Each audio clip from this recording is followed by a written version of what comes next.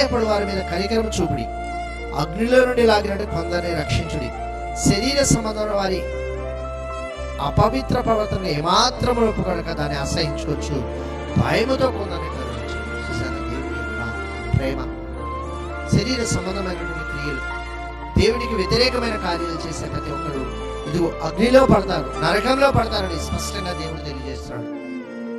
మరి నీ ఇష్టానుసారంగా అసహ్యమైన ప్రవర్తనలు చేయకుండా వాటిని మానివేసి దేవుడు ఏర్పాటు చేయబడిన పరలోకంలోకి వెళ్ళాలే తప్ప నరకానికి వెళ్ళకూడదు అని నేను గమనించుకోవాలి.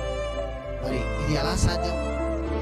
శిలువ వేయబడిన క్రీస్తుని చూసి ఈయనే నిజమైన రక్షకుడు అని అంగీకరించి రక్షణ పొంది ఆ రక్షణలో కొనసాగితే నిజమైన పరలోకానికి వారసులవుతాం. మరి నీవు అలా ఉండటమే కాకుండా అనేక మందిని శిలువ గురించిన వార్త చెప్పి రక్షించాలని తెలియజేస్తున్నాడు. పిల్లరా, మరి నీవు పనిలో ఉన్నావో లేదో ఒకసారి నువ్వు పరిశీలించుకో.